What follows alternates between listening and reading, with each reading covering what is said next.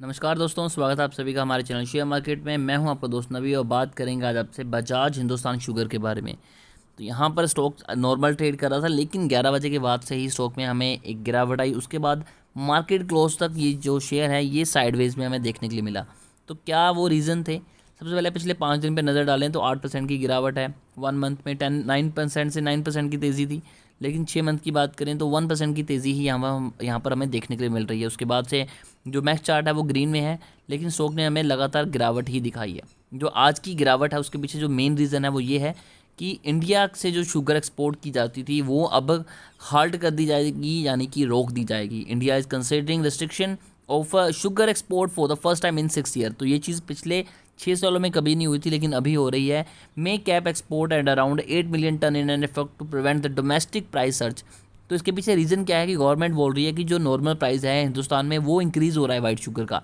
Global market में तो हम वाइट शुगर की सप्लाई दे रहे हैं, लेकिन जो इंडिया में प्राइस है वो इंक्रीज़ हो रहा है। जो नॉर्मल कंज्यूमर है उन्हें प्रॉब्लम हो रही है। इसीलिए कंपनीज को कहा गया है कि आपकी जो शुगर है वो अब एक्सपोर्ट नहीं होगी। और यहाँ पर उसकी वजह से अगर बजाज हिंदुस्तान शुगर में हमें इम्पैक्ट देखने के लिए मिला, क्योंकि ये लार्जेस्ट मैन्युफैक्चरर है, लार्जेस्ट प्रोड्यूसर है इंडिया में।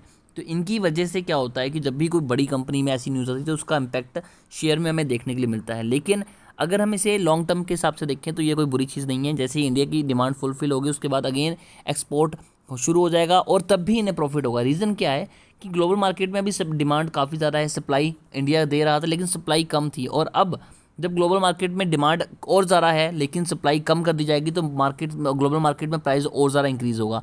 उसके बाद भी इन्हें प्रॉफिट होगा जब ये उसे सेल करेंगे। सेकंड चीज़ यहाँ पर एक और है कि फेस्टिवल सीज़न आ रहे हैं। आने वाले टाइम में फेस्टिवल सीज़न की वजह से भी जो वाइट शुगर की डिमांड है वो काफ़ी ज़्यादा इंक्रीज़ हो जाती है, स्पेशली इंडिया में। तब भी यहाँ पर जो सप्लाई है उसकी काफ़ी ज़्यादा नीड होती है। तो ऐसे में इस स्टॉक में लॉन्ग टर्म में तो बेनिफिट होगा, लेकिन शॉर्ट टर्म में हमें गिरावट देखने के लिए मिल सकती है, क्योंकि ग्लोबल मार्केट में जो प्राइस इन्हें मिलता है डोमेस्टिक मार्केट में वो प्राइस इन्हें यहाँ पर नहीं मिलेगा।